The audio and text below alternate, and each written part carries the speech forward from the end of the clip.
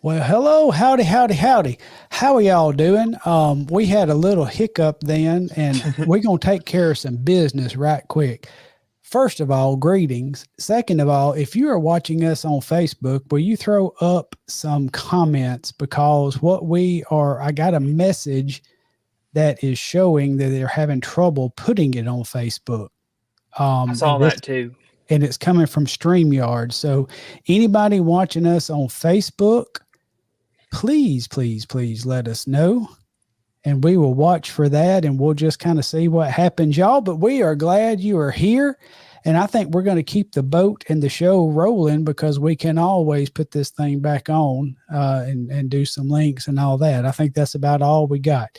So anyway, hey, how are y'all doing, guys? Hey, Doing all right. I'm great. Doing good. I'm doing good too. I tell you what, we got some gremlins going on up in the joint, and I don't really know why, but anyway, we're going to get through them. I am very, very, very glad that y'all are joining us. And we're looking forward to episode 16, right? Yes, sir.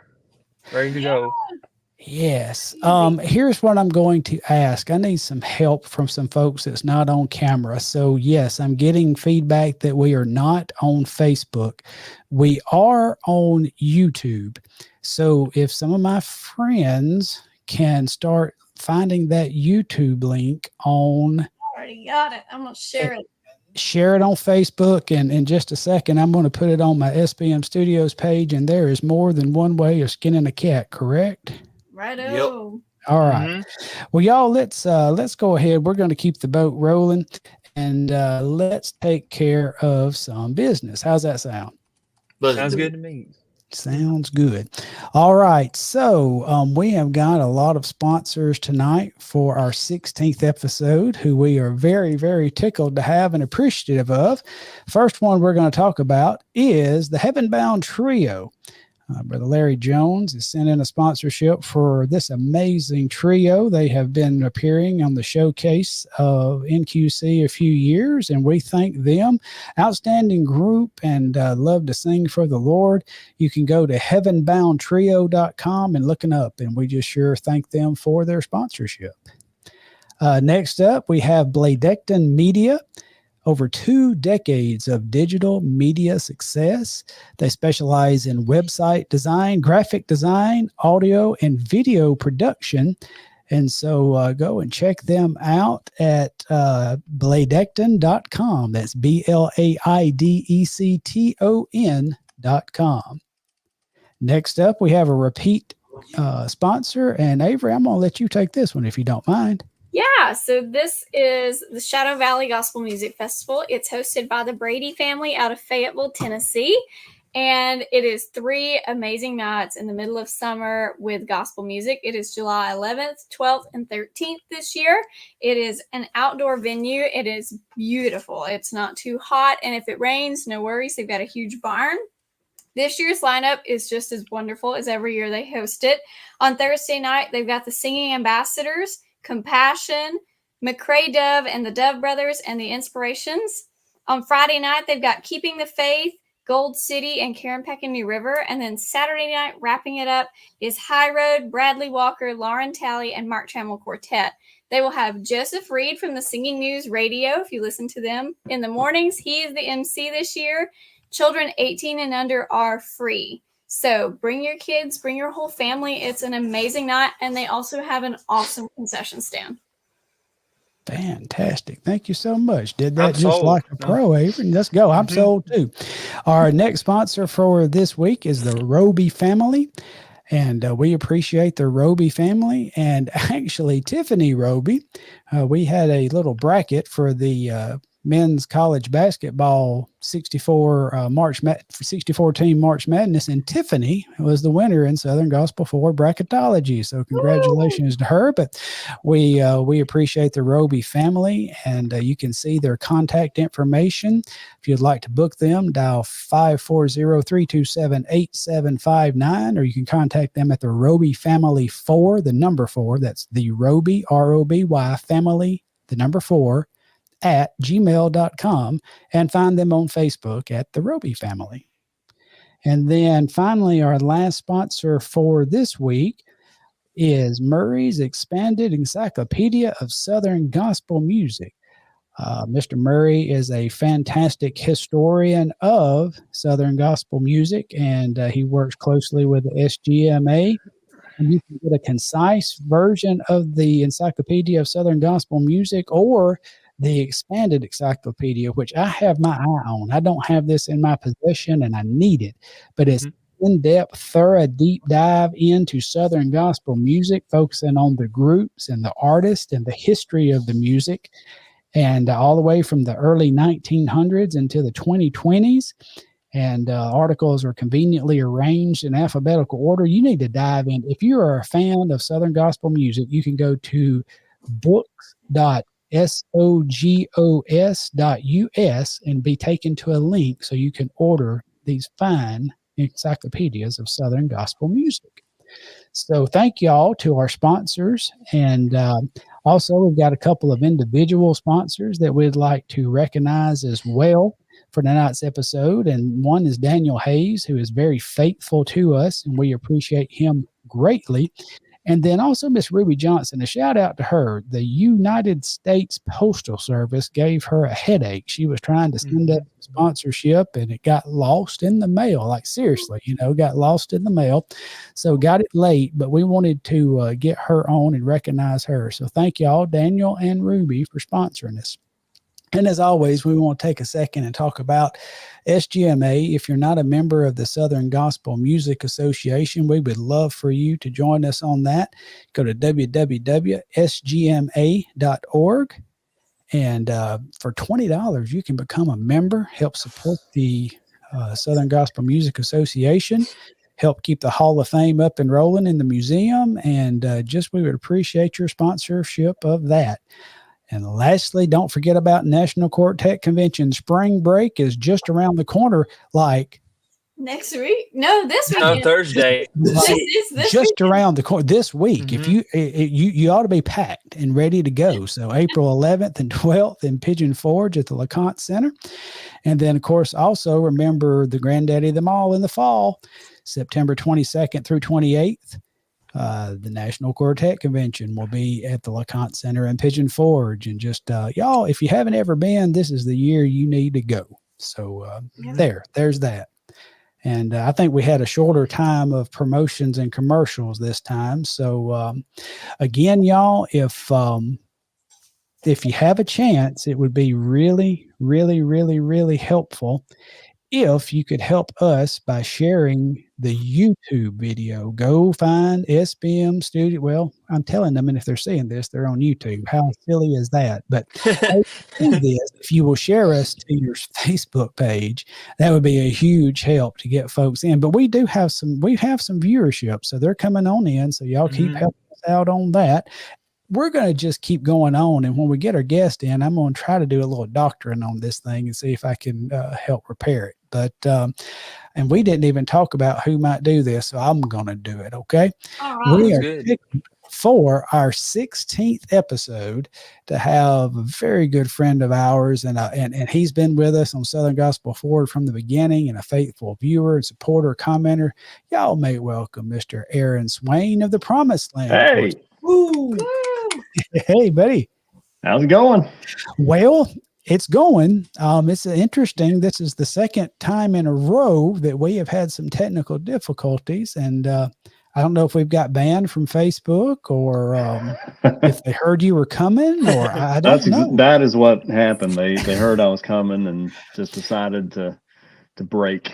Well, the beautiful thing about this is we can take this video and we can actually rebroadcast it too. So we're going to keep piling on with this, but we're going to get you out there, and we're going to make sure that you get all the views you deserve. But we thank you so much for joining us, pal. This is an honor. I've been looking forward to this since we set it up a couple weeks ago. This is my favorite thing every week. It really is. I'm not just saying that because I'm on here, but I do enjoy it. Well, we thank you. And I tell you, we've had about a 3-week hiatus because we've had some things going on and some spring breaks here or there. And you're just going to get us back on track tonight. So we're looking forward to it. So far, that's working out really well. Yeah. Smooth as silk. Yeah. So, you know, kind of the drill because you've been with us this whole time. But we love to start off by giving you an opportunity to act like that somebody is maybe meeting you for the first time, and just introduce yourself, say what you'd like to say about you, your background, how you got started. Just give us a little introduction of who Aaron Swain is. Sure, I will certainly try. Like I said, my name's Aaron Swain. I sing with the PromisedLand Quartet out of Luray, Virginia, and in August will be 9 years that I've been singing there. And grew up in a Christian home, like a lot of the guests that y'all have had, and just grew up around Christian music, and was introduced to gospel music when I was about 13. My youth pastor let me borrow his copy of Legacy 5's Monument CD, and I fell in love with it from then on. And Legacy 5 was actually my first concert back in 2006. My dad took me to go see them over in Whitfield, Virginia at the high school, and Roger Bennett was still on the road then. I think it ultimately ended up being one of his last concerts on the road, just how things worked out. But they, I mean, I could probably tell you every song they did that night, every joke, like it was, and I didn't, have a video camera or anything. It's that vivid in my mind. That's and awesome. From there, I, just wanted to know as much as I could about the music, and researched the history and collected all the music I could, and ended up writing a blog about it there for about 8 years or so. And right after I graduated college in 2015, I had the opportunity to audition for PromisedLand Quartet because they had an opening, and met up with those guys. And even though the audition didn't go super well, they still gave me chance after chance. And then they just got so discouraged that almost 9 years later, here I still am.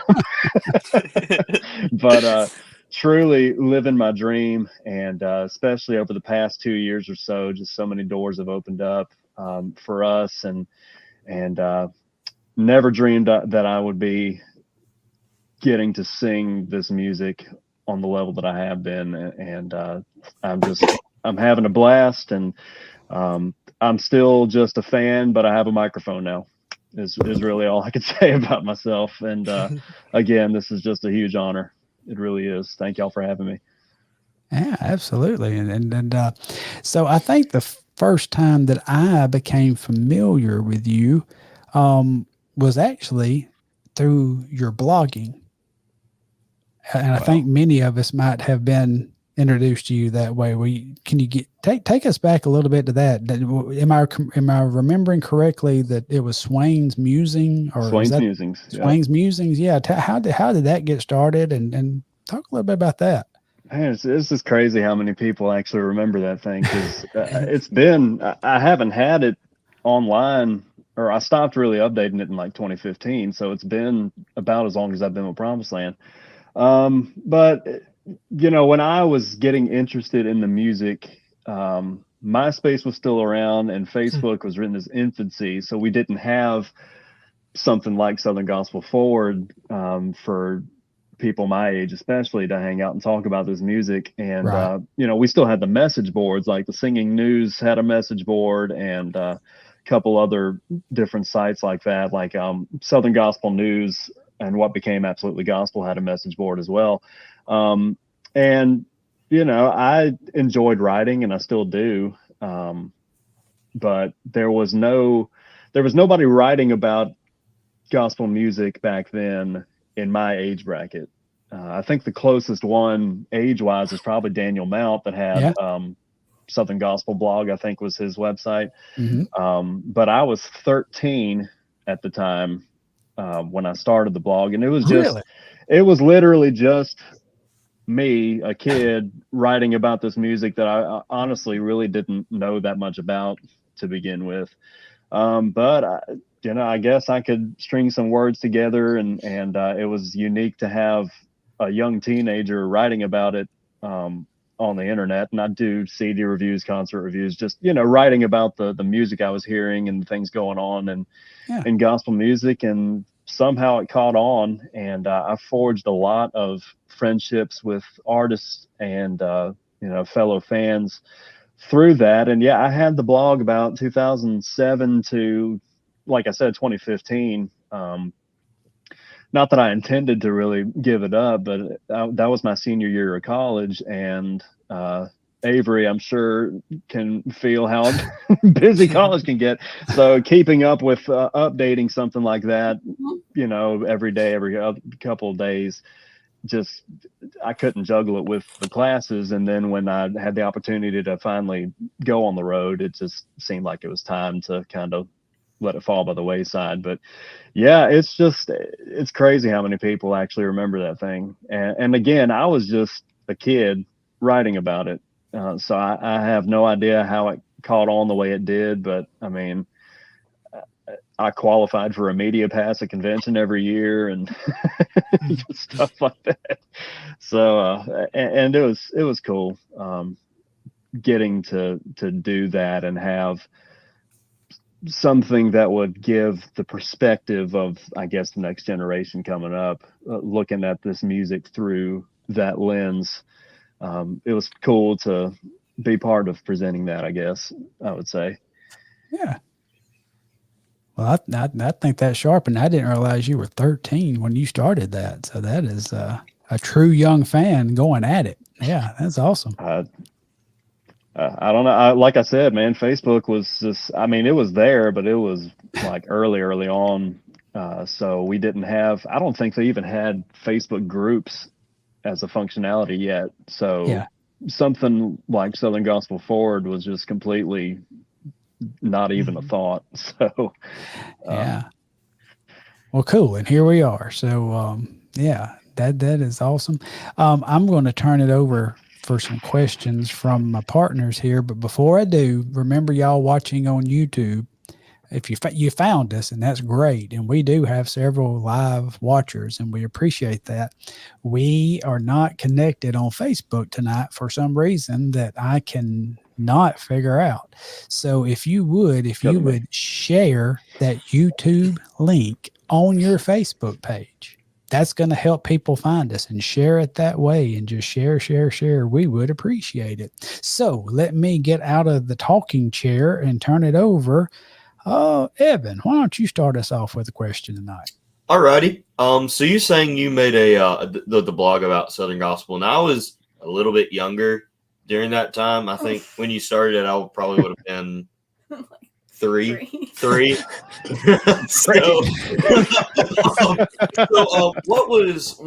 What got you into wanting to write the blog? I mean, of course, there were other things going on at that time, but what was like, okay, I want to make something like this, especially at such a young age?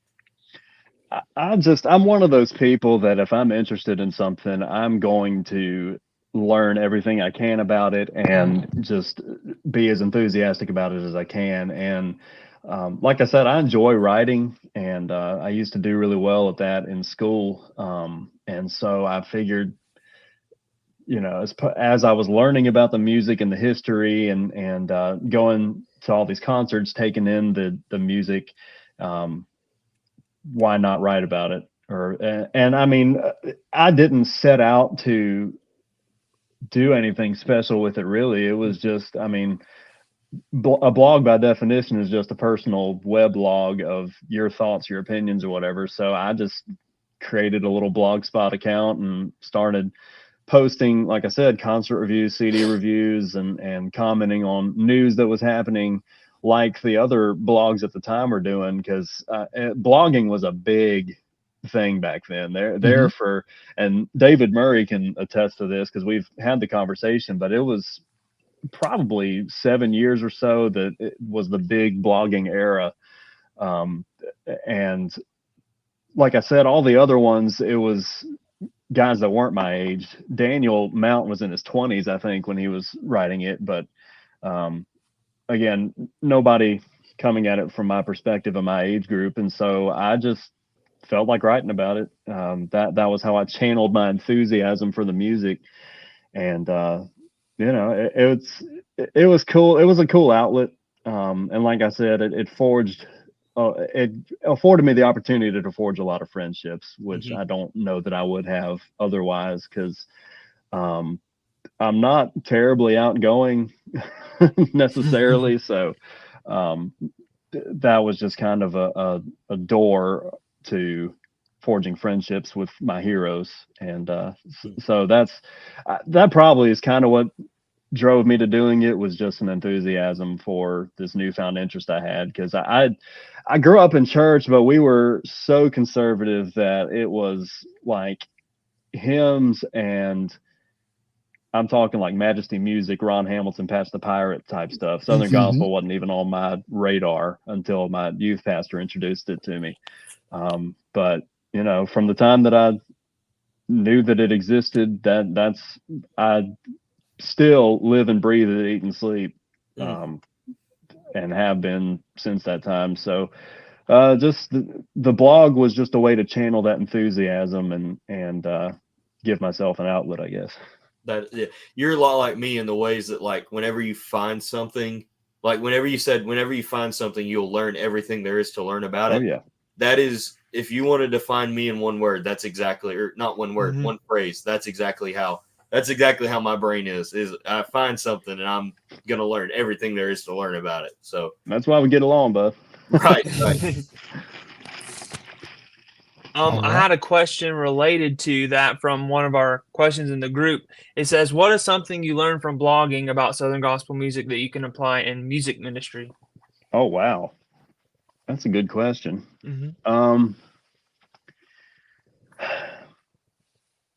As it applies to music ministry. Yeah, I can answer it this way: being kind, and not everything needs to be said. You know, it's the biblical principle of is it kind, is it true, is it necessary? Filtering things, especially that I say online, in the context of this music and talking about it. Is it kind? And I can share the story. I think I ended up taking the post down because I felt so bad about it, but it did play out publicly and it was addressed publicly later. But when the vocal band did those 2 DVDs of the reunion that they did back in, it was like 2008, 2009, something like that, where the majority of the alumni got together and did those reunion videos. I love the way that they turned out because they weren't overly polished. So there was a lot of imperfections, which was cool, you know, and it was still great, but it was cool the way that they did it. But I blogged about it when I looked at the trailer for it, and I made the comment that the saddest part about it was Michael English. And I realized I shouldn't have said that, but because, I mean, you got to think back early 90s, that dude was unstoppable. Absolutely. Like at the height of his career and when all the stuff happened with him, but and even a little bit after that, dude was just unreal. But he hadn't been singing on that level, I don't think, for quite a few years when those reunion videos came out. And so it wasn't like it was, which, I mean, you know, the time does that to people. But the comment that I made about him being the saddest part of it was not great. And he ended up commenting on the post, and I was able to verify that it was him, and he was, I mean, he was very hurt by what I said, and I felt this tall. And not long after that, he actually ended up coming back to the vocal band, and when the 5-man thing happened, and it was awesome. And you know, he and I got to talk about it. I got to apologize to him personally. And matter of fact, the whole time I had the blog, he was the only guy that I ever got to do an interview with, like a full-on video backstage, sitting there for over an hour talking to him. And for him to, so I guess the number one lesson was be kind, and not everything has to be stated. Your opinion doesn't have to be shared on everything, but be kind when you are sharing thoughts with people, because it, you know, these are real people on the other side of a computer screen, on the other side of the product table, even on the artist side, and your words can affect them. But also extending grace when people aren't kind the way that they should be. And Michael, I mean, he went out of his way to befriend me after that. And like I said, he was the only one to give me an interview the whole time I had the blog. And it's that, even though the blog site is down, that interview is still out there on the internet somewhere. And it's one of the coolest things I've ever gotten to do. Interviewing somebody like that, just with such a rich history in this music, and such a heart for people. So that, what I learned from the blogging, as it applies to music ministry, that's what I would say, is being kind and showing grace when people aren't kind. That is an excellent deep dive. And I'm just sitting here listening. You know, one of my bad character traits, or character flaws, whatever you want to call it, is I'm pretty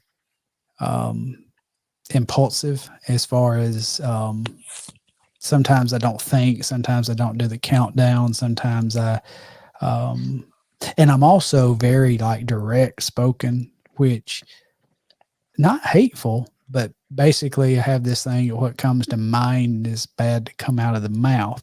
Now, the beautiful thing about typing a blog, or even on the messengers or social media and all that, I mean, the wonderful thing is the Holy Spirit giving me whippings at times when I've typed for a while, and then he's like, why don't you just go ahead and delete that, bud, and let's not click that send, you know.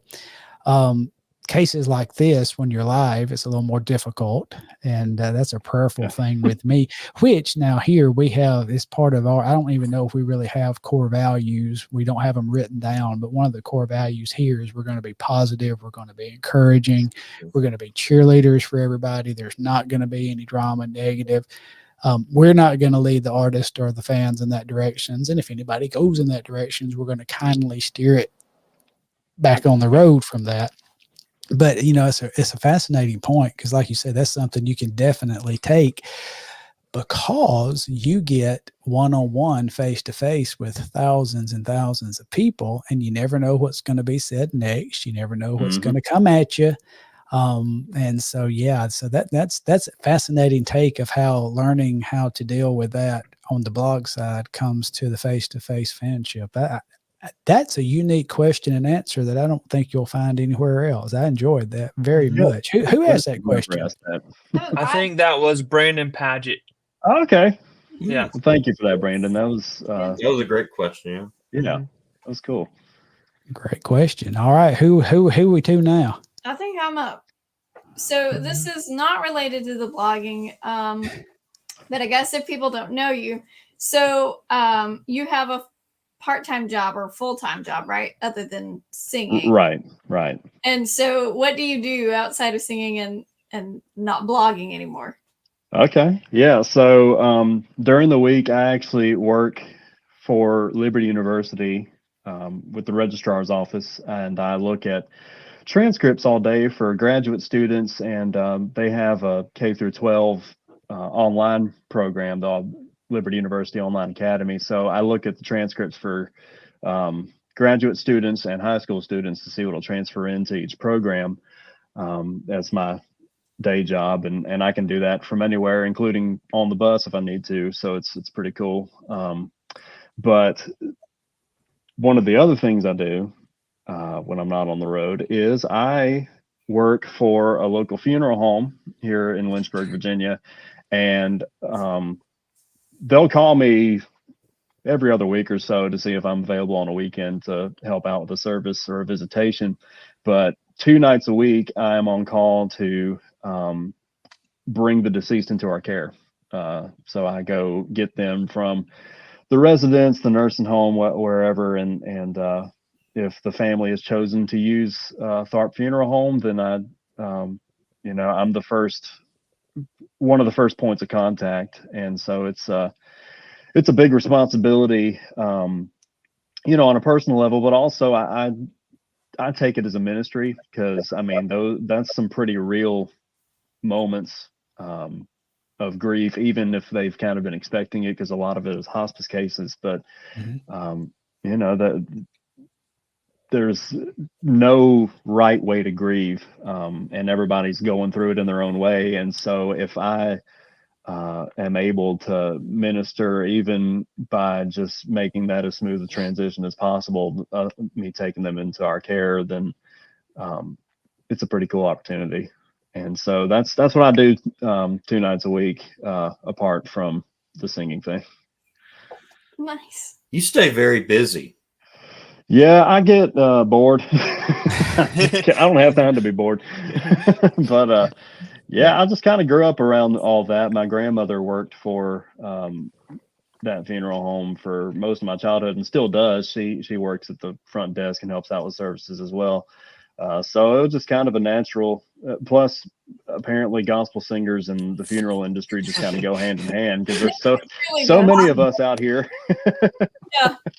Like, it's crazy how many singers work in the funeral business. It is. It's and I've never understood that, because, like, me personally, like, I barely even, like, unless the person is extremely close to me, I'm one of those, like, yeah, I'll go to the funeral, but I'll sit in the back.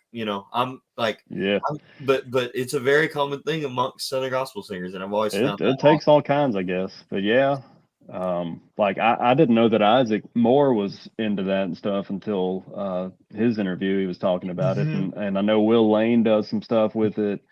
The Williamsons, I think Donnie still owns a funeral home out there in Oklahoma. Yes. But yeah, we're everywhere. I think Jay Perrick actually works for one now too. Now that I think about it. Yeah, out in Evanston. Yeah. So. My parents work at a funeral home, and I worked at the funeral home. So yeah, they were actually working. I'm with my people tonight, I guess. Yep. It's fun. So. All right, putting the fun in funeral. Now, I don't know if you'll ever hear again that working in the funeral home is fun. That was a quotable quote. Well, you're gonna have to pull that out for one of your reels now. I don't know that's a unique quote, my man. Live and in color. What was you fixing to ask me, Miss Avery? I said I think it's your turn again. It is my turn. All right. Rescue us from that. Where do I go from here? Okay. So, all right. So you're still, we have joked off camera, text, stuff like that, that you're one of our older forward members, now as the season of life that you're at. Then I don't know, you may have the mark right now at the oldest guest we've had as far as 35 and younger. No, Luke is I actually older than asked right? Matthew Gooch the other week, because we worked with them. They were our guest for our anniversary concert, and he's my age. He's 31. So and Luke is older than you, is that right? Luke's 32. Yeah, so Luke is the old guy that we've had on. Okay. Before. So wait, but didn't y'all interview him before his birthday, right? You're getting technical now. Don't go deep. Isn't that around it wasn't around because I was busy for his interview, and that was around my birthday. Me and him have very similar birthdays. So okay. But so yeah. As a young man, you had such a love for Southern gospel, and now working with the history, the SG history and such as that. So you have a deep love for your history. As a young person, what drew you to what I would say would, a lot of times your younger folks may be drawn to what's current as far as the music and all. So what drew you, and I'm asking this because I was as well. So I'm curious what your answer is. What drew you back into the pioneer days of Southern gospel music? Gotcha. Yeah, well, like I said, my background was so conservative that Southern gospel music was a little too wild for me for most of my childhood. Like I said, the hymns, no drums, no guitars, anything, just piano and organ and Okay. like the big orchestra stuff, like Majesty Music and Bob Jones University, that kind of thing. But I was always kind of, well, because of that conservative background, it was that there was some secular music that was allowed in my home. But like when I was a young guy, my two favorite groups were the Dillards, which was the Darling family on the Andy Griffith Show. Yes. Excellent bluegrass. And the Statler Brothers. Okay. I mean, I was eat up with the Statler Brothers, especially, man. The 4-part harmony, I'd never heard anything like that. But my grandparents had their a cassette tape of the best of the Statler Brothers, the white cover with their wives on the front of it. And so just fell in love with that. Well, by the time that I knew either one of those groups existed, the Dillards or the Statler Brothers, the Statlers had retired in 2002. And the Dillards, I think all but one of them are gone, Yeah. So for one thing, what drew me to the gospel music stuff when I was introduced to Legacy 5 is the fact that they were still actively out there to be able to go hear them live. But also just the harmony and the lyrics it just seems like the gospel music will take so directly from the scriptures that I was hearing from week to week in church and putting them in a song to make them easy to, hide those words in your heart, like the Bible says. That's what kept on drawing me back to it, was the lyrical content, the arrangements, the 4-part harmony, and then, even the 3-part, the soloist, all of that. That's what kept drawing me into it. And then, like I said, because I'm the way that I am and wanting to know everything that there is to know about the stuff I'm interested in, it was cool for me to go as far back as I could and listen to the progression of the style of the music from back in the 30s, 40s, 50s up to now, and just kind of tracing that, seeing the groups that came along and shaped the sound of the genre from their time forward. It was just really cool. And it's such a rich history. I mean, because it's been around so long, obviously, but and it's so hard to define what Southern gospel music is because it's just such a wide umbrella. But there's so many of the pioneers that had their own spin on it. And even if it wasn't necessarily accepted at the time, you're hearing the influence now, all these years later, and it's just commonplace. So it's really, that part was interesting to me as well. That's how drawn I was to it. But yeah, I was a weird kid, and actually Gerald Wolf told me that on my 16th birthday, because I went to a Greater Vision concert and got to eat with him afterwards, and I got to pick his brain for a few hours just talking about the music, which I don't know that I fully appreciated the opportunity at the time, but he looked at me and he said, "You're a weird kid like I was when I was your age," and he meant it as a compliment, because he said he was the same way. Whatever was popular at the time in his day, he was gravitating towards the old quartets and family groups and stuff as well. So, but he said that'll take you far in this music. And so I guess and you might have been wired the same way, Scott. I don't know. But that's where I came from with it. That's what kept drawing me to it. It was fascinating because I came from a family of a singing family music regional group, and so I grew up around music. It was really funny. For several years, like my uncle and my cousins kept working me trying to get get me to sing harmony, get me to pick up before my voice changed to tenor, or later on the baritone as you would have it. But I never could. And I think I was 14 years old, because I remember the drive back from Columbus, Mississippi to Millport, Alabama, and I was with my cousin in an old car he had. He had a cassette tape in of the McCameys singing "Getting Used to the Dark." Mm. And wow, okay. everybody loves McCameys, but now they might not be the most known for harmony. And I mean, as far as like that, when you're talking about polished, it's mountain harmony, which I love. Yes. I love it. But for some reason, that is when God opened my ears. And I heard every part, started singing harmony with them. And from that moment on, anytime that I hear music, I pull it apart. I hear all the parts. I hear every moving piece. And so after that, then getting exposed and starting to have more appreciation from some of that old stuff that my family would play for me. And because now you go back to those days, you had more groups doing the actual 4-part harmony, the intricate harmonies, the actual bass moving up and occupying that 4th note in the chord. And and then I just got drawn to it and just loved it, and the Statesmen were the ones that absolutely grabbed me by the nape of the neck and pulled me into the Pioneer area. I love that. It's fascinating as you talk about the influence that they had. You move several years later, and off camera we were referencing Ernie Haas and Signature Sound video. And when they came into play, Signature Sound, and they started staging some things in some of the older songs and some of the choreography and some of the things that they did in that.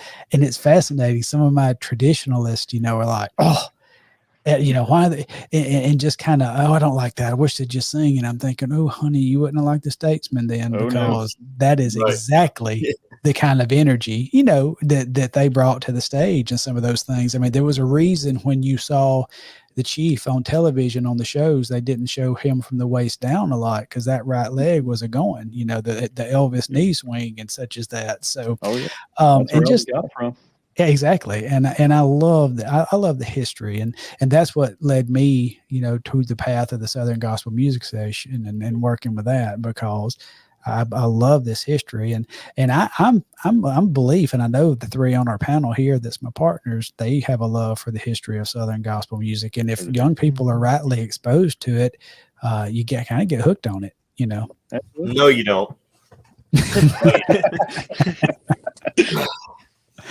So I talked way too much then, as I tend to be, because I get wound up and I'm like the old clapper monkey that won't quit going. So I tell you, I know producer Jason, I know that since we don't have our Facebook crowd live right now, we don't have quite the influx, but we do have a lot of comments. Do you have anything that we might put up and have a conversation? Well, there's one of our sponsors right there, Mr. David Bruce Murray.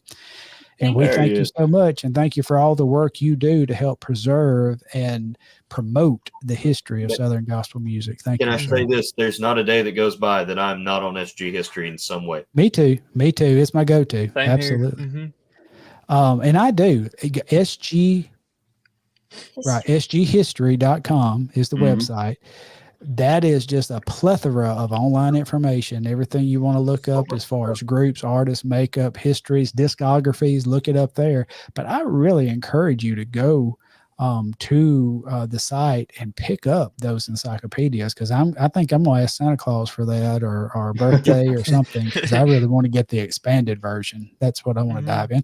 All right, Miss Hannah Bradford, who has picked up one of our days on Southern Gospel Forward as far as our posting day. She has Take Me With You, right? Is that what she's posting on there? And fireworks from Riley from Miss Hannah. But she's got her cheer wine, and she is ready for tonight. So easy now. Good stuff. There you go. That makes me excited. Hey, Michael Long, thank you for joining us on the episode. Appreciate it. And Miss Sandy, thank you so much for joining us. We love to see y'all check in with us. I still have you guys' book to the loadings. I still have y'all's book. I'll get it to y'all very soon. Thank y'all for letting me borrow it. Get her the book back, Evan. Good grief. Now this is Zach Wilburn, right? Zachary Wilburn. Yes. All right.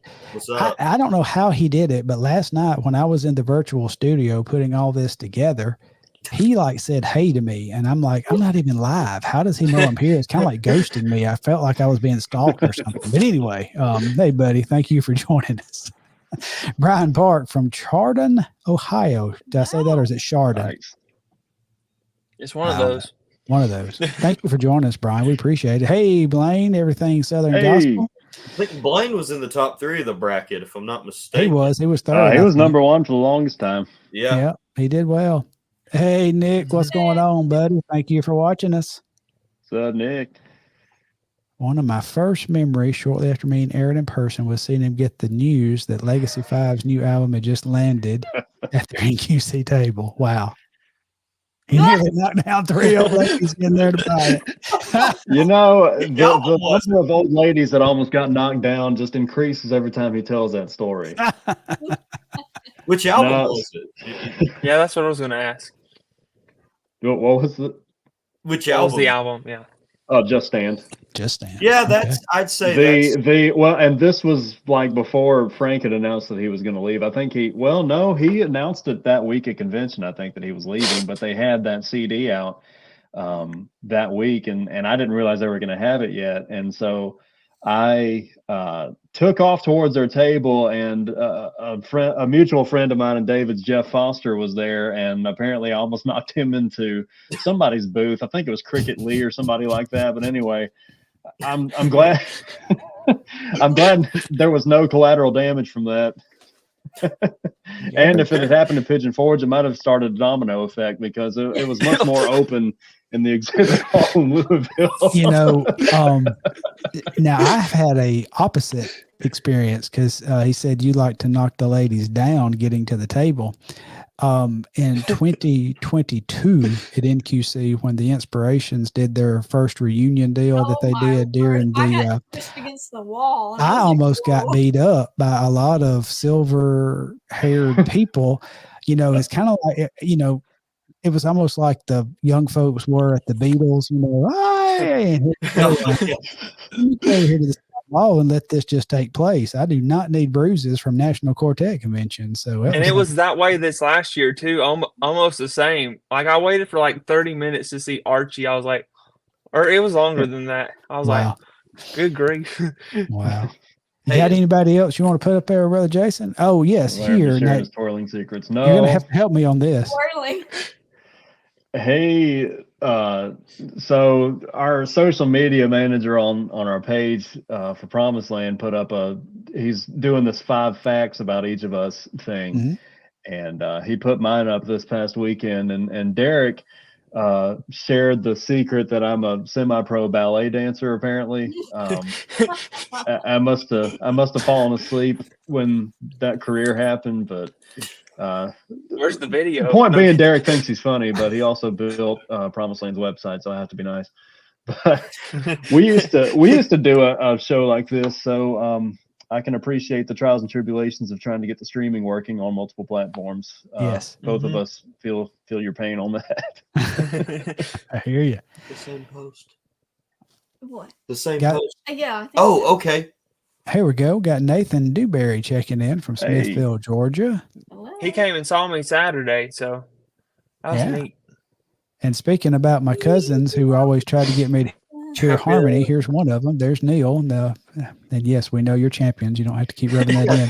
I get to spend the weekend with him this past weekend, and yes, you did. Yes, you did. Had a fun day. Well, 2 of the 3 days, but you know. He shared a fun fact with me that I don't know how much this is out there, but I hear that our good buddy brother Scoot Shellnut is slipping down to the bass part and doing an amazing job at it too. Like he's knocking it out, man. They did was it Echoes, I want to say. No, it was Getaway George. One of the bass songs. I don't know. It's been a long weekend. They sung a song. He sung a song and he did. You know the thing. You know that song, the Dixie Echoes too. Was it Roll On Jordan? Roll I've On seen video Jordan. of that. Was Yeah. close.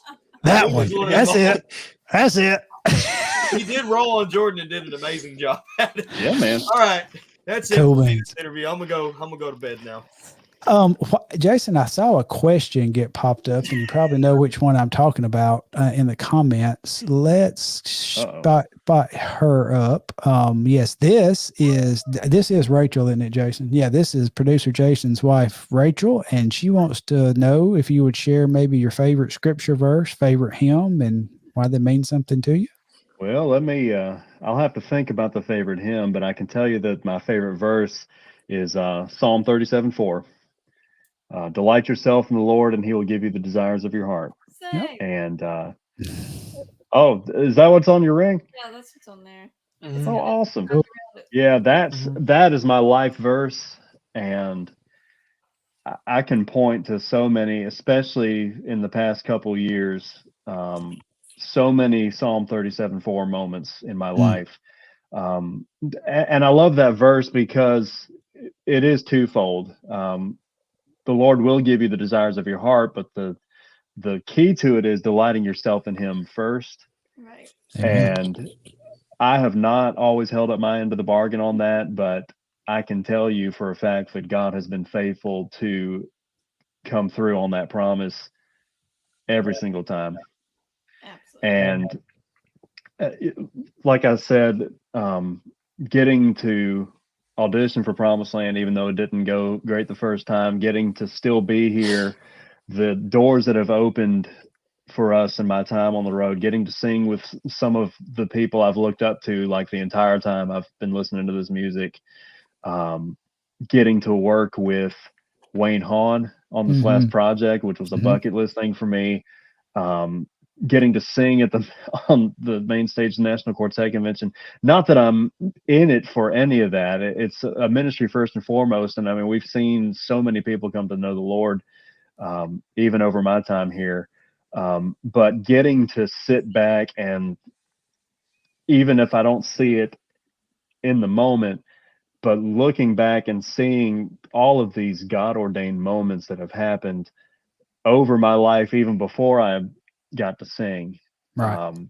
And like I said, I haven't always held up my end of the bargain as far as delighting myself in the Lord and the things of the Lord, but he's never failed me, even though I failed him. And so that verse is my life verse and always will be. I don't ever see that changing because I just keep seeing it being proven over and over again. Yeah. And I guess, honestly, to kind of go alongside that, my favorite hymn, now that I'm thinking about it, would also be my granddaddy's favorite hymn, which is Great Is Thy Faithfulness. Oh, absolutely. That's great. I mean, It's a great song. the words to that go hand in hand with that verse, I think. Morning by morning, new mercies. All I've needed, his hands provided, and his faithfulness is great to me, to you, to everybody. Even when we're not faithful to him, Amen. he's faithful and just to forgive us when we ask, cleanse us from all unrighteousness, and provide everything that we need, even when we don't fully appreciate it. And Amen. Man, that was a good question too. There's some good questions tonight, y'all. Well, I think we got another one rolling. So, as a baritone singer, who is your favorite baritone singer ever? And I'm interested in this, Spencer. Nicholas. Well, I did it for a whole 2 weeks, so it's me, right? Yes, it's totally you. Cool. I didn't pay you for the show to stop, kid. Oh man, favorite baritone singer ever? It's probably well, discounting the obvious Trammell. I mean, that's a no-brainer for anybody. So we'll just set him aside. I think my favorite, and it's not just because I, person to person, think the world of him, but probably my favorite is Scott Howard. He's sing Legacy 5. Not just because he was the first voice I ever heard singing gospel music, because he had the solo on the very first track of the Monuments project Legacy 5 did. But that guy was so good at going just heavy enough, just light enough in his tone to change the blend of the group when it needed it on a given song. And every song that he sang a solo on, whether it was or not, he made it sound like it was written specifically for him. And so much of my singing, I've tried to pattern myself after that, just the ability to communicate a lyric or change the blend when I need to based on what the song calls for. That guy, I think he won favorite baritone for a couple of years, but overall, I don't think he was ever fully appreciated for how good he was while he was on the road, in my personal opinion. So, yeah, setting aside the obvious ones like Mark Trammell, Glenn Allred, that would be my favorite baritone. Very good. Didn't even holy cow! The two baritones I have up here are Mark Trammell and Glenn Allred. I didn't even. Oh, really? That's wow! I was just thinking about that. I was like, wait, I got Trammell over here, and I was like, oh my gosh! And then there's all right then. So that's cool. I'm second guessing myself, but Aaron will know for sure because I'm thinking that Howie had the solo on, which is obscure. It wasn't really a big hit for them, but my favorite Legacy 5 song from the past, That's What Grace Is For. Yes. I Yes, thought that's he had what I was the lead thinking. on that. I was thinking He of was that the one guy. too. That's a great song. And the delivery was just, Oh yeah. Yeah. Yeah. Even when they recut it, it was even better when they recut it with him. And like I said, man, he had the ability to make it sound like it was written specifically for him, which I think technically the Melody Boys might have cut that first. they did with Mark And I Franklin can't remember who the singing it. baritone was that sang it on that project, but Scott, that was his song as far as I'm concerned. Actually, with the Melody Boys Quartet, Mike Franklin, the tenor, was the one who took the lead on that. It's been so long since I've Yeah. heard their cut of it, I couldn't remember. But Yeah, they Scott cued it. just Yeah. And so when I filled in with the Pine Ridge Boys last year for a weekend, Larry asked me to bring something to sing as a solo, so I ended up finding the track for That's What Grace Is For, and that's what I sang. So is there video? I'd never gotten to sing that song before, so it was cool finally getting to do it. But man, I'm gonna go listen to that after this is over with. Probably that's such a great song. Yeah, if y'all haven't heard that one, go look it up. It's on streaming. Almost positive. Absolutely. Yeah, it such is a gorgeous song. Yeah. All right. I think we've made it through the questions of the. You got one? No, we're good. All right. So, are we doing okay on your time, Aaron? Have you got just a little bit more? I've got all night long, man. Hey, speaking about that, I hate we got knocked off because I had some humor because y'all, when we do this thing where it comes up and as soon as we go live, y'all start seeing the countdown and the countdown takes us out of the picture and mutes our mics. But I can see all of my young folks down here at the bottom. And we were, including myself, we had some moves going to the music. It was epic. I wish I had recorded that. I wish y'all could have seen that. If you've ever seen me at a concert, you get something like, last week in Gadsden, Thomas, after the concert, was like, man, I don't know what was getting on you during, I just stopped by on my way home, but you just were getting that. And I was like, what are you talking about, Brady? He's like, man, you were boogieing and we all saw it. And I was like, all right, cool. You got to remember, they can see you too. Yeah. Yeah. Yes, absolutely. we can. Yes. I saw a video on YouTube. Somebody was filming behind my head and apparently not over my head, but I was just really into, I was like, I did not know I was moving that much when I was singing along. I was like, I must be having a good old time. Yeah.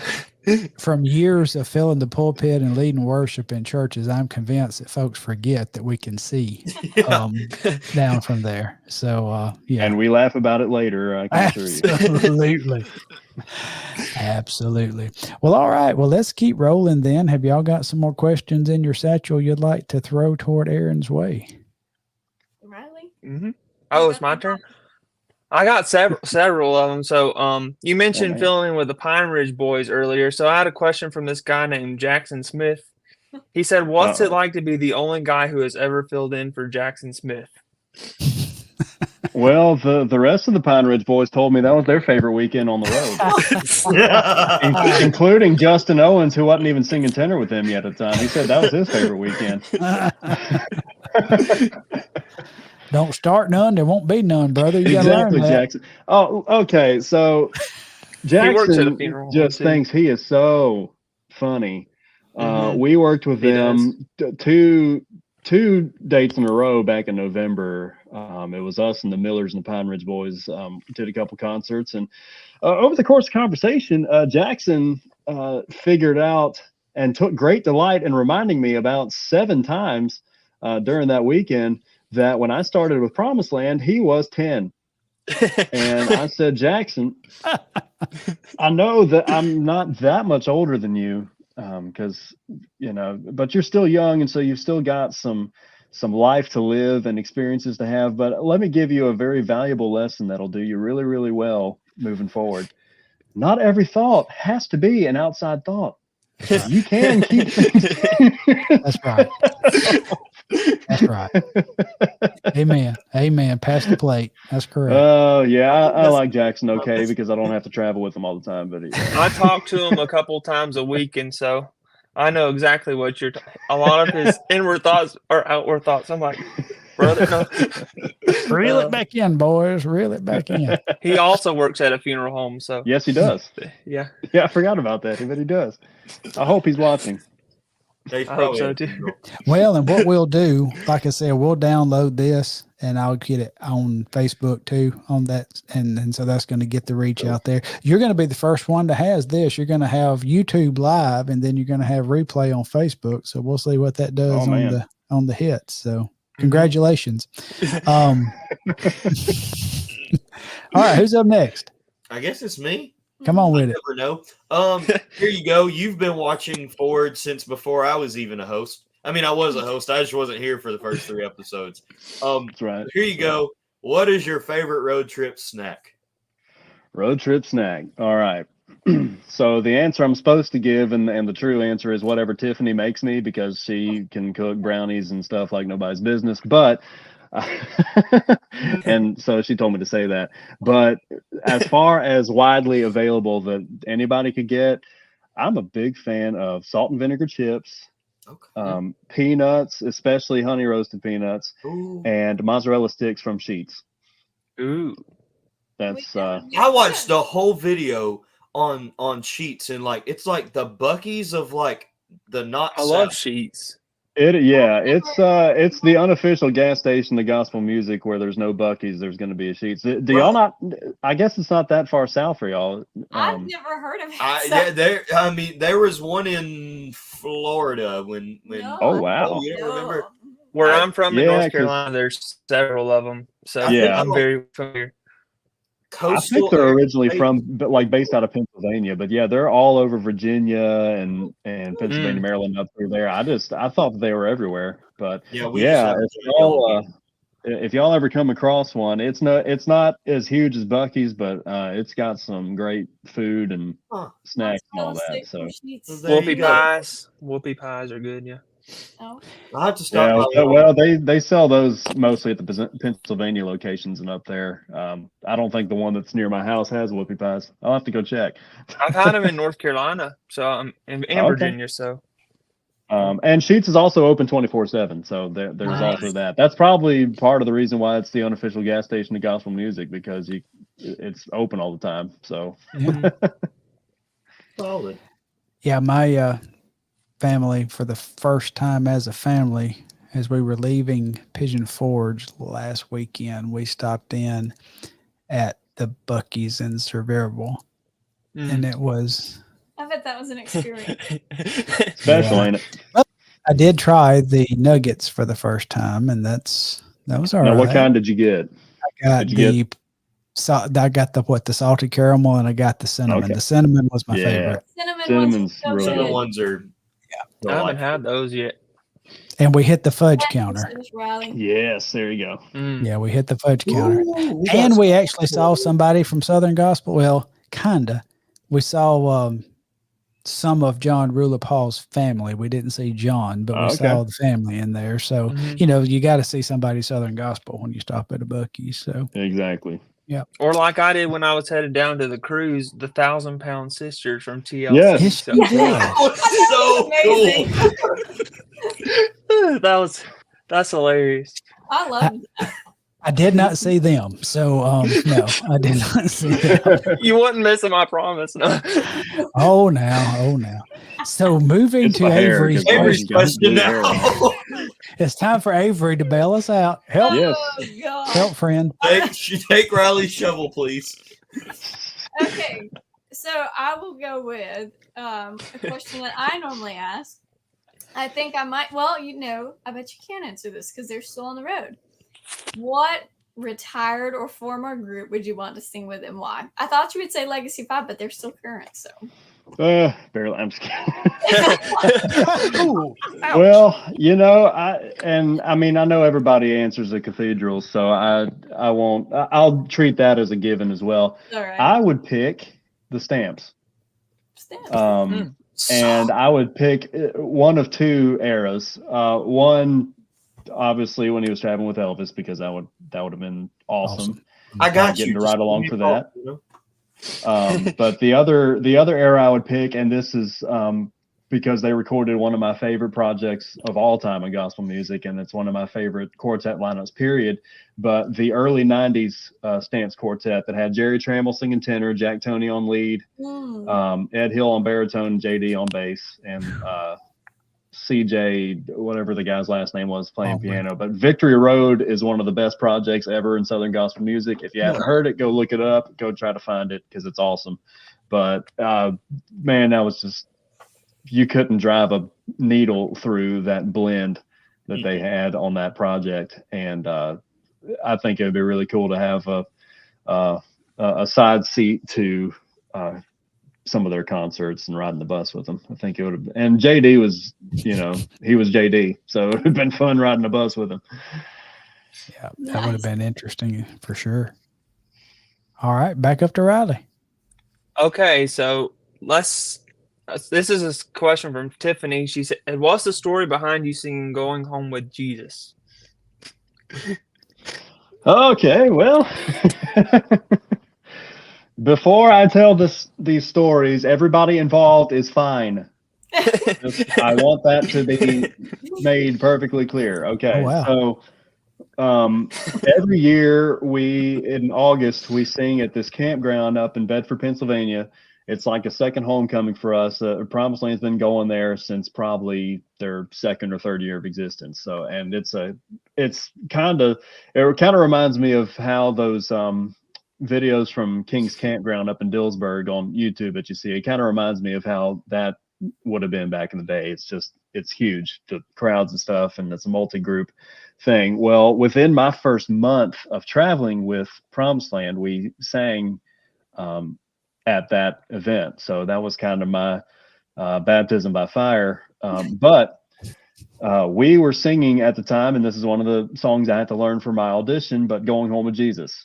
Kind of the Nealon's arrangement, but our tenor spiced it up a little bit. And we still do it from time to time by request, but Gene called that song and he didn't see it, but we did. And so we were laughing about it after the fact because we knew they were okay. But about the time that he called Going Home with Jesus, there was this lady out in the back of the crowd that had passed out from heat exhaustion. And so she's getting carried out of there on a stretcher by the paramedics while we're singing Going Home with Jesus. Now she's okay. I promise she's fine. But so fast forward a couple years, and this is a part of a long testimony thing, but I had a couple seizures, for 2 just under grand mal seizures in the space of about 3 months.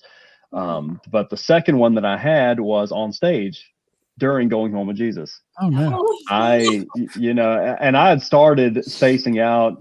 I think we sang He's in Control before that or whatever, but and I don't really remember much of it. But Gene introduced the song, big setup, and actually I think he might have told the story about the lady passing out. Maybe, I don't remember because I was gone, but I was with it enough to hit the track, and one of my other moms has the video of this, but I get up to sing my verse and nothing came out. Oh. I was like locked inside myself. The last thing I remember is turning to Gene saying, "I think I'm having another attack." But I've been singing that song since my audition weekend, but nothing would come out. And I wake up in the hospital. So during a song called "Going Home with Jesus," I have a seizure on stage. And so I'm out there on stretchers. Wow. So that song is just not healthy. It might be time to unstage that one. Yeah, we did stay away from it for a little bit, but no, I mean, and I'm fine now. That's a really long testimony. It's pretty cool, but yeah, it's funny after the fact. It wasn't necessarily funny at the time. No. But it was either, and now that I think about it, is either that song or "Almost Home" that we were singing around my home area, and some lady got happy during the song, and I think it was either "Going Home with Jesus" or "Almost Home," but she started dancing around and she lost her teeth, caught them in midair before they hit somebody in the back of the head, and popped them back in without missing a beat. Coolest thing I've ever seen.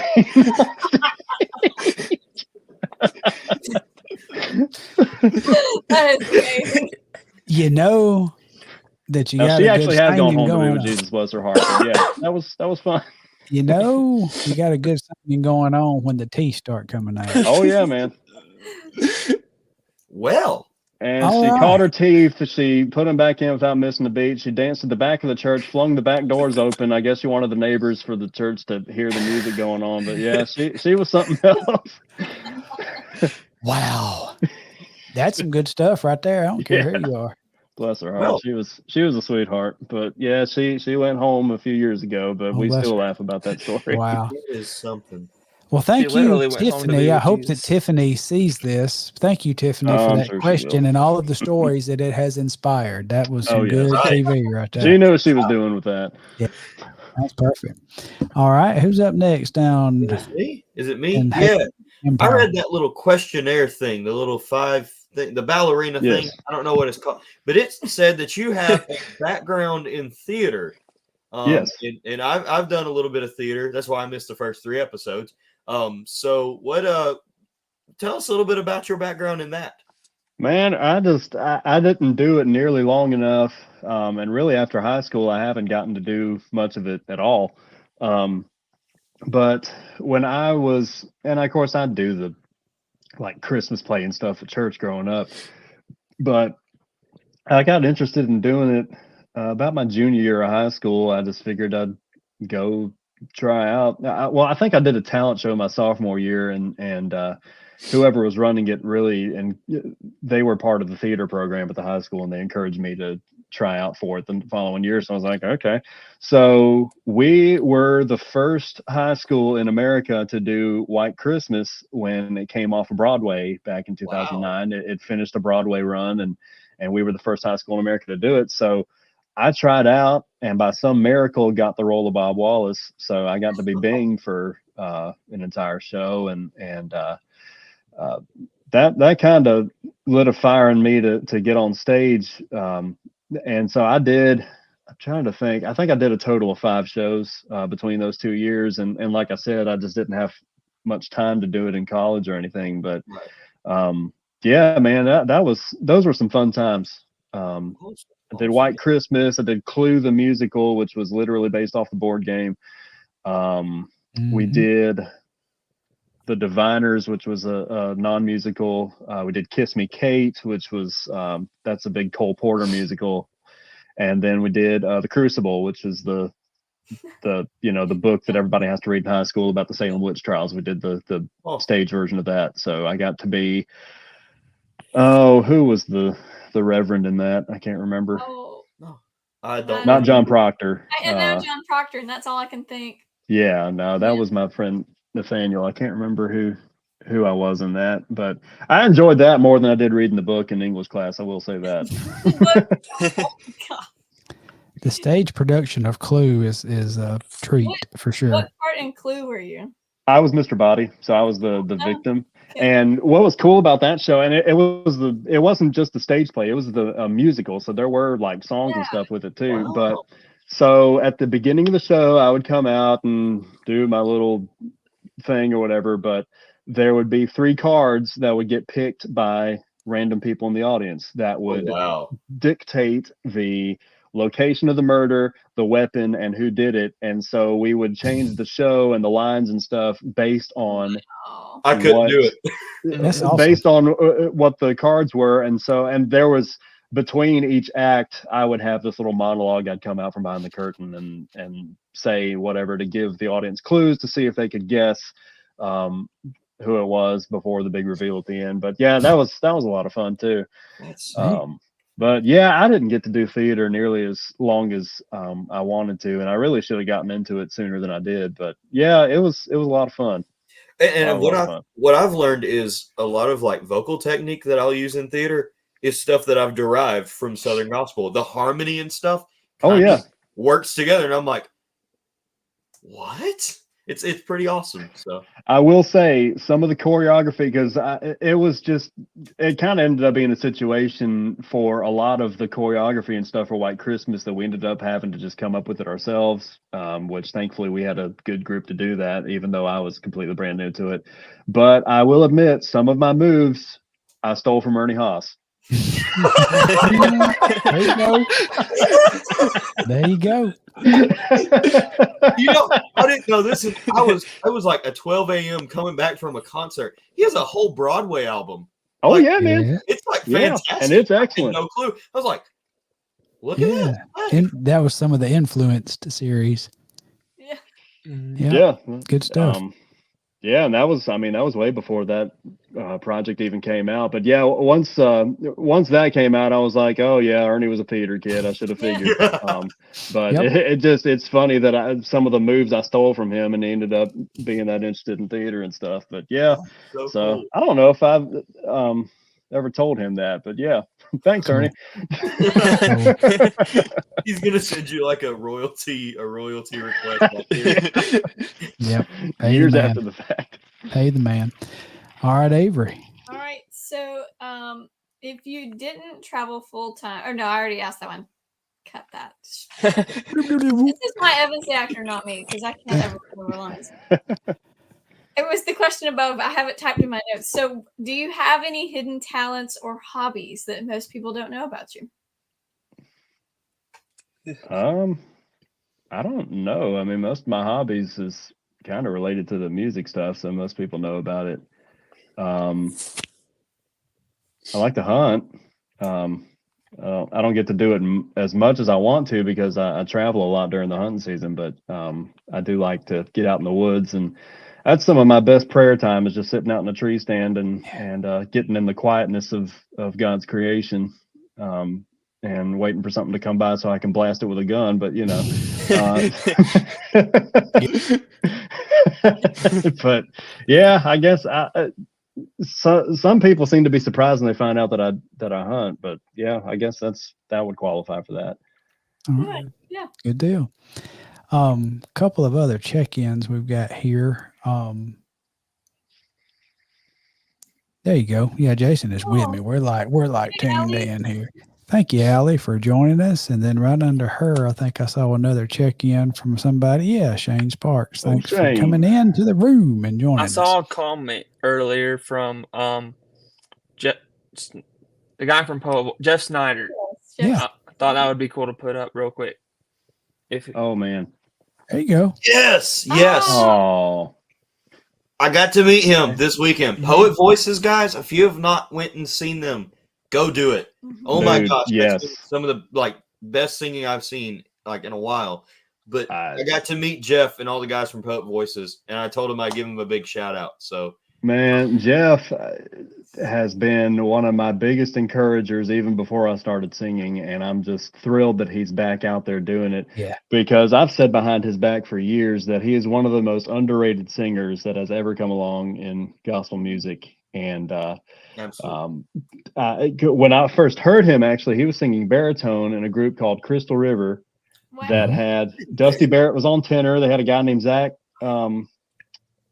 McGill singing lead, and Jeremy Lyle that ended up going to Brian Free Insurance was singing bass, and Jeff was on baritone. And you talk about stacked with talent. That was an awesome group, an awesome sound. And then Jeff ended up going with the Bowling family for a bit and finished out with the Greens. Yeah. That's where I knew. Which, I mean, that Hallelujah project that they did with Larry Goss was fantastic. That's top notch too. And I know that's on streaming, so go look that up. But they couldn't have picked a better guy to take that tenor part than Jeff, in my opinion. And I forget what date it is in August, but we're working with Poet Voices. But KC Armstrong, that sings bass for them, was here about the first 3 years that I was with Promised Land. So I know how awesome a singer he is. And if y'all haven't heard him, man, definitely go. Like the first song, I was like, out. This guy's solid. Yeah. Yeah. And just one of the kindest,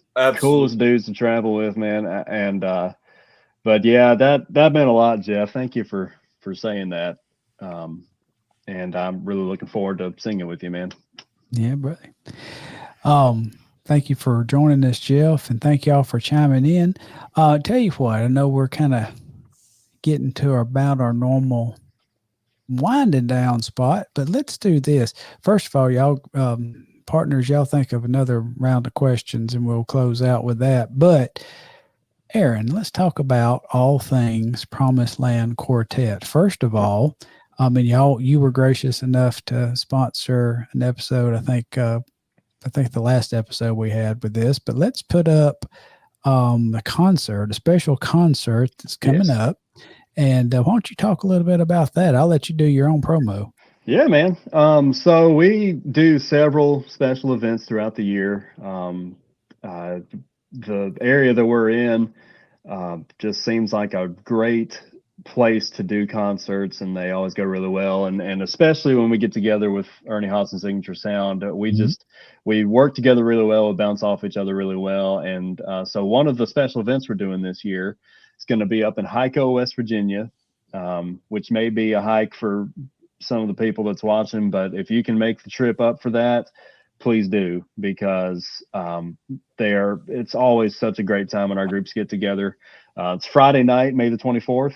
And the doors open at 5:45. The concert's at 6:30 at Lighthouse Worship Center in Hyco, West Virginia. And another gospel music connection there, actually, Jerry Skaggs, that sang tenor for the Skyline Boys and Dixie Melody Boys a few years ago. He is the worship leader over there. Okay. That's his church. And got all the ticket information there on that flyer. It's on our website. You can go online to Eventbrite. We've got the link on our website as well for that. And the tickets are just $20 for general admission. Like I said, the doors open at 5:45, unless you get the VIP ticket for $50.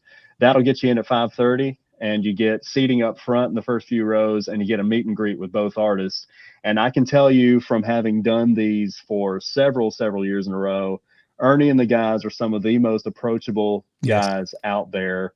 Even if you don't do the meet and greet, but especially if you get to do that with just the one-on-one setting with them, just to ask any question you want. They're so gracious and so approachable, and it's well worth the extra investment to get a VIP ticket, in my personal opinion. But I would love to have as many of y'all as possible join us for that. We're really looking forward to it. Like I said, our two groups get along together so well, and it's going to be really fun. And thank you for putting that up. I really appreciate that. Oh, you're welcome. We love to partner with the artist. And speaking of that, again, we'd like to put up one more picture, and it's got your web address. If you go to www.PromisedLandQuartet.com, you can find all things Promised Land Quartet, hear about some of those biographies we were talking about, and do some deep dives. But you can also shop their music and fantastic projects out there. And you want to go check that out. You can also follow them on tour. It's got their tour dates, where they're going to be. And also you can find the booking information there, because we would love for you to have the Promised Land Quartet at your church or upcoming event. And anything else you would like to talk about, Aaron, as far as the PromisedLand Quartet.com or anything you have going on? Yeah, like I said, just find our information on there as far as contacting us to book us. We'd love to come sing for you. We are on Bands in Town, which is a very handy app. You'll get notified when we schedule something in your area, and we're adding stuff all the time, which is great. But we also have, like I said, we do several special events throughout the year, and so we have a special page set up for that. That has that concert with Ernie, and we're doing a cruise next February. That's the information is on there for that. It's February 1st to the 6th, I believe, and it's us and 9 other groups, Down East Boys, Pine Ridge Boys, Glory Way, I forget who all else, but it's going to be a really fun cruise. Please consider going and signing up under PromisedLand Quartet. Don't hate me, Matthew or Jackson or anybody else in those groups that are watching, but I have to sneak that plug in there. Absolutely. But yeah, and you can also find us on Facebook and Instagram and all that.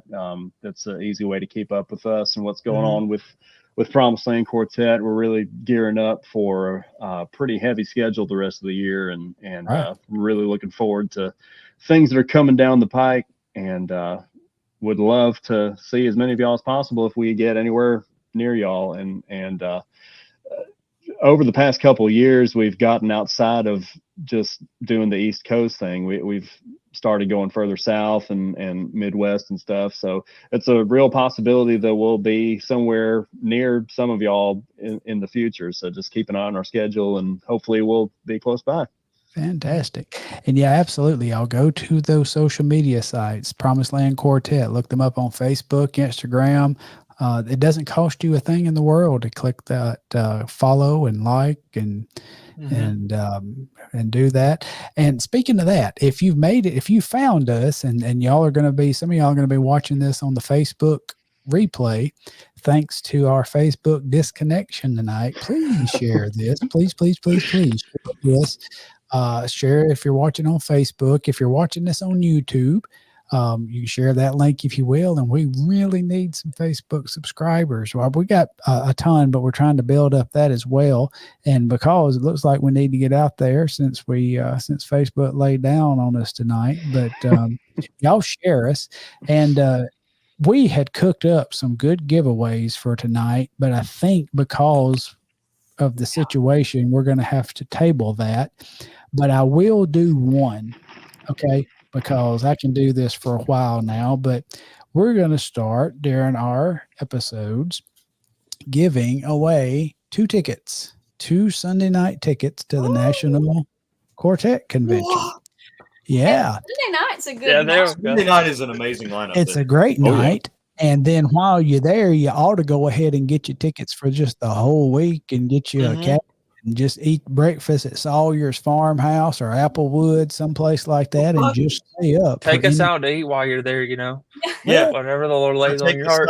Whatever plate. Absolutely. Yeah. But so how let's do it this way.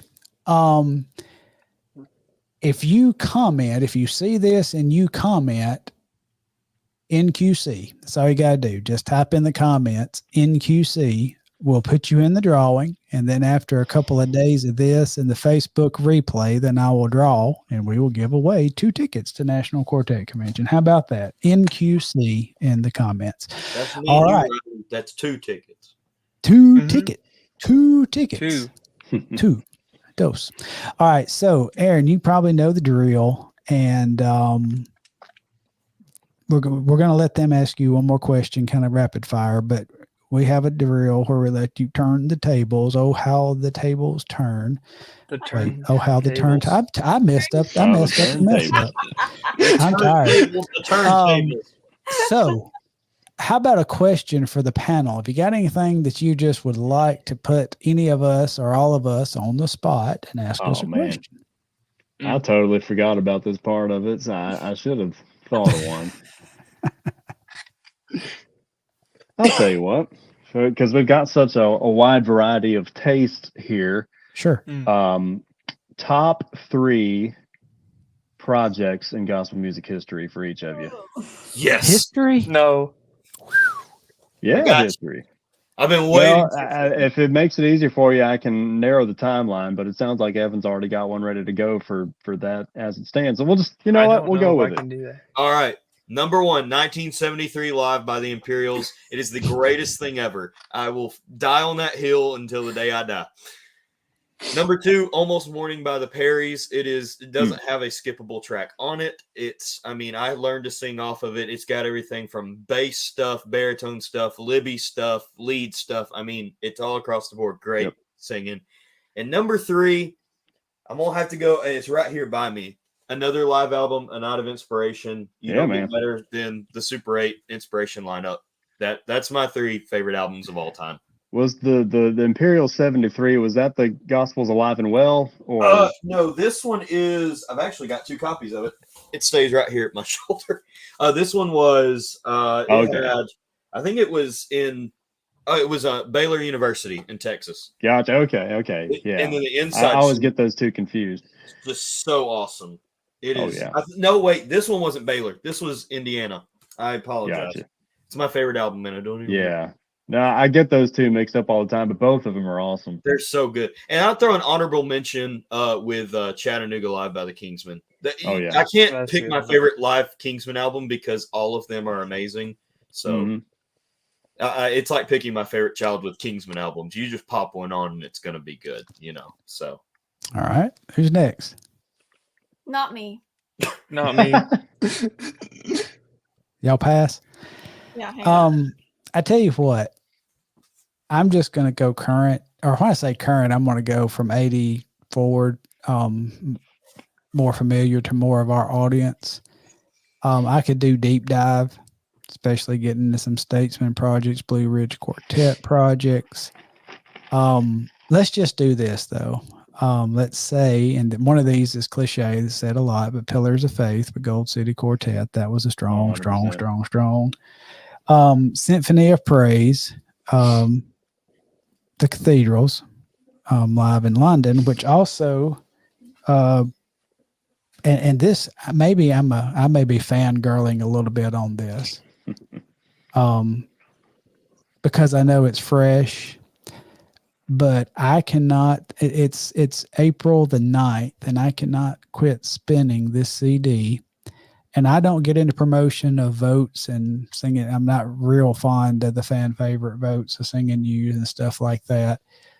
But this is going to be my vote this year for the album of the year. And it's The Christmas in London. I knew it. Yeah.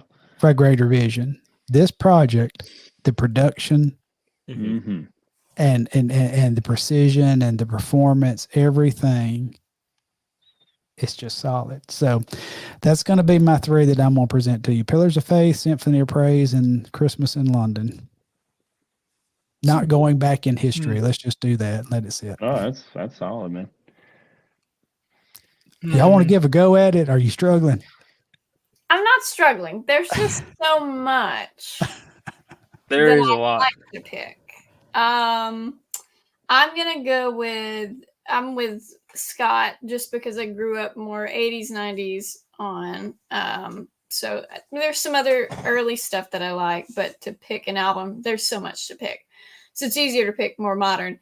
One that I really love and I will play over and over and over and sing along in the car is Radio Days that Chuck Wagon Gang put out. That really, that's why I fell in love with them. They had done that set at NQC, and then they said, we're releasing an album that's this show. And I was like, oh my gosh. And so I got it. And it was like, I kept it on constant replay. A second one modern like that I have fallen in love with and I just play, and I'll play through over and over and over is What a Wonderful Time Live that the Inspirations did in 2020. I will play that over and over and over again. That one is so good. And then I want to go with the Perry's album, but I can't, there's just so many that are so good.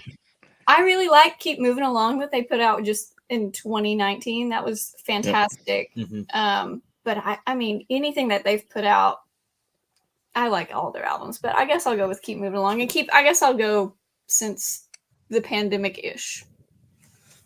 Sure. Okay. So now it's my turn. I'm going to go with what Scott went with, Pillars of Faith. I grew up listening to that a lot. in the car. And then another one I grew up listening in the car a lot was The Inspirations, The Country Needs a Cross / My Anchor Still Holds. It had the 2 titles. So that was another favorite. And then going more recent, I cannot quit playing The Legacy Continues. So That's the Inspirations guy picks Inspirations albums. Shock. those are some of my favorites right there. I just thought of another one too. Oak Ridge Boys Street Gospel is really good. There you go. Can I get a top 5? Yeah, I'm gonna do a groundbreaking. top 5 anyhow. You gotta. Yeah, it was Chattanooga Live. But yeah, Street Gospel. I was thinking about it. Riley said something about country, and I was like, man, I sure do listen to Street Gospel a lot. Man, that's good album. Good stuff. I could give you like ranking like every album in this whole shelf, and just like I'm telling you, that's like you picked a great question tonight. Good job.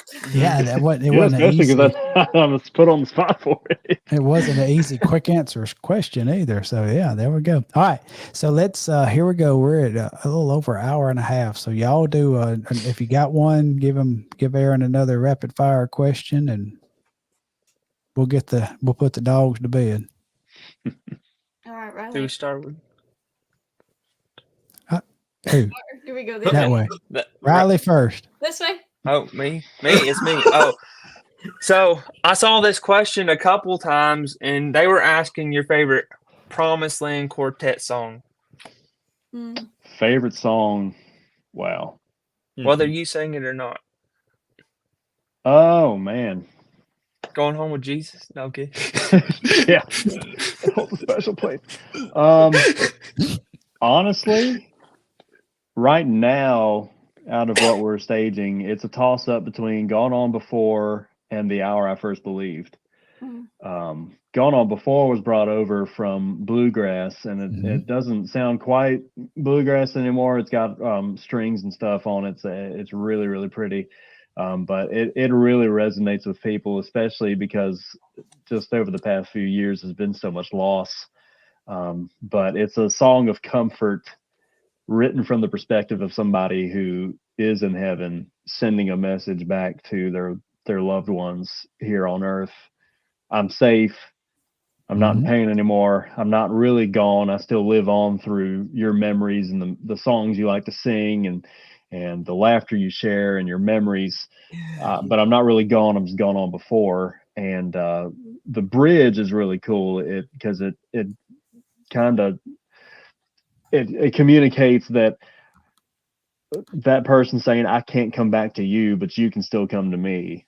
But the implication being, you got to come to Jesus first, because if you don't have the free gift of salvation, you're not going to be here with me. I feel like that can minister very well too. And yeah, it really, really speaks to people. But then, yeah, it's a toss up between that and The Hour I First Believed, both of which are on our new CD, Golden Road. CD. But The Hour I First Believed was written, it's a brand new song written by Wayne Hahn, our producer. And gosh, I mean, it's got this timeless feel to it. Like it's been around forever, but it's a brand new song. But it just talks about, life can get tough and can get discouraging, but all we have to do is recall the moment that we turned it all over to the Lord and got our salvation secured, got saved. If we can just remember how it felt the hour we first believed, that will sustain us through the times when life is not all that great. Amen. And both of those songs really have been ministering to people since we started staging them. And I don't sing either one of them. Both of them feature our lead singer, Gene, but he just does such a great job with them communicating the lyric. And it really ministers to people. And it's just really cool to sit back and kind of watch that play out week after week. So those would be my picks as far as what we're doing right now. I could probably, the group's been around 24 years, so I could probably go through and pick a bunch of stuff we haven't staged probably ever since I've been here. But, those just come to mind immediately for me. Very good. I'm going to go with this one because you asked us this and you're a huge Southern Gospel historian. Oh, man. what is your 3 favorite albums? Since you So my 3 favorite albums. All right. Well, I'm gonna skip through some time periods here. And again, stuff like Pillars of Faith Symphony, those are givens for anybody who's a fan. Mhm. So Right. let me go with I think it was 1974, 75 at the Imperials Gospel Music's Alive and Well. It's another live album they did. And dude, because I've got it digitized, and so it comes up in my shuffle all the time. But until the applause comes in at the end of "Let There Be Peace on Earth," I forget that it's a live cut. That's just how solid it is. But I mean, the whole project's like that, man. They were just unmatched. Their band is just as good as their vocalist. Yeah. Oh my goodness. Honestly. Yeah. So that whole project, I'll name that. Skipping ahead a couple decades. Like I mentioned earlier, Victory Road by J.D. Sumner and the Stamps. That was about 91 or 92, and still holds up. Jerry Trammell's one of the best tenors this music has ever seen, and not nearly enough people know it. And Jack Toney was one of my favorite lead singers of all time. Absolutely. And then, of course, Ed Hill and JD. What more is there to say, man? Yeah. That whole, if you can get your hands on a copy of that project, do it, because it holds up great today, just like the Imperials one that I mentioned. And then let me go more current, and I picked this one because it's been rare that I've seen a single project be such a shot in the arm for a group that's been around as long as they were when they released it. But man, it's just lit a fire under them. But Pure Love by Legacy 5. Oh my gosh, yes. Yeah. Wait, That man, it was because they're coming into that with a huge shakeup on the lineup vocally. Huge change in the sound, but it felt so seamless, and the song selection, that's another one, there's no skippable track on it. So I think that covers 3 distinct time periods in the history of gospel music, and I would put those in my top 3 for that reason. It's good stuff. Good stuff. I would say I would put Pure Love up there. That's the reason I fell in love with Legacy 5. I heard them do stuff off that live at NQC, and I was like, oh this yeah, is epic. This is the best. What a Day is honestly a top 3 all-time Southern gospel song. Oh me. Man, that is such a good song. Yeah, the from the moment that I started playing that CD and got through that track, I was like, this is going to be a ride, and I was right, man. Yeah, that's such a great collection of songs, and it still gets regular play on my devices. Yeah, good stuff. Same here. And Avery, we'll let you round out the questions. And little did people know how good of a ventriloquist that Aaron is, because I don't know, his camera has the pictures froze that we can hear him. The pictures froze on mine too. I don't know what's going on. Anyway, all right, Avery, shoot that question out. We'll keep rolling. Okay, so other than NQC, because I feel like I should buffet this question with that, because I think a lot of people just pick NQC because it's the best for a reason. What's your favorite event out of the year for you guys traveling? Oh man, for us traveling, and my camera's completely off on my screen, so hopefully that doesn't. Yeah, we're hearing you. Okay, well. It's probably better for everybody anyway that my camera's off. But man, my favorite event for us traveling, besides convention, probably that event I mentioned up at Friendship Village in Bedford, Pennsylvania, every August. Okay.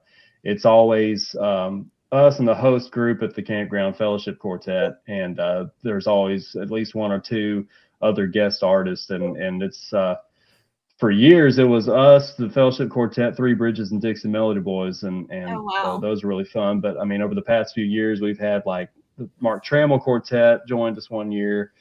High Road's going to be there this year. They're great. Justified Quartet's going to be there this year too. That'll be cool. But yeah, and so we always do the Saturday night for the multi-group thing, and then Sunday morning we stay over and do Sunday school. So we lead the worship in the morning. And Joey, our tenor singer, always has something fun for the kids to do and gets the parents involved as well. So it's like a big Sunday school thing. There's always just funny games and skits and stuff. And and it feels like homecoming every year. It really does. That is our second home, and I look forward to it every year. I really do. That's awesome. Excellent. Well, good deal. Well, look, I tell you, we have made, I tell you what a night of technical difficulties and issues. And even now we got a little bit going on, but we have made it through. And Aaron, we thank you so much for taking an off day for you and giving it to us. Man, like I said, when you first approached me about doing this, I love what y'all are doing and the community that you're building, because like I said, I didn't have this when I was coming up. The closest thing I had was the message boards, especially when the Singing News message boards, when that service provider decided to go another direction and we ended up starting Southern Gospel Forums. Yeah. That was the closest thing that I had to something like Southern Gospel Forward. And even then, I was the youngest. There was a huge age gap. And so to have a community built around the younger generation, and I think I was talking to somebody about this the other week, but I think that one of the good things that came out of the pandemic and forcing everybody to have to be together for a year or so is, and I've heard Gerald Wolfe say this a bunch, if you expose your kids and grandkids to this music and it's done well, they will fall in love with it. I'm 100%. fully convinced that during the lockdowns, there was a lot of these grandparents and parents that were playing this music for their kids, and now we're reaping the benefits of that. Especially convention last year, man. I can't remember the last time I saw so many young people out in the crowd and walking around and even singing the music. And so you guys are striking the iron while it's hot with what you're doing with this, and it's a huge honor for me to be even a small part of it, and getting to be a guest on it. And I really appreciate y'all asking me to do it. Yeah, you are a big part of this. You've been a huge supporter for us, and just thank you so much for your partnership and being a part and being an ambassador. We thank you so much for that. And we'll look forward to doing it again sometime and seeing you down the road. But I guess we're going to go ahead and put a fork in this and call it done. For y'all on YouTube that was able to jump on with us live, thank you for joining us. For y'all on Facebook that's going to be seeing the replay, thank you so much. Please share it with all your friends to help. We want to get Aaron the exposure that we want to get. We like to get our artists out there in front of folks. So please share this and help us get there. But we will look to do this again in a few weeks down the road. But we'll go ahead and get out of here. So thank y'all again for joining us. And until next time, we'll see you later. Yeah. See ya. What you waiting, man?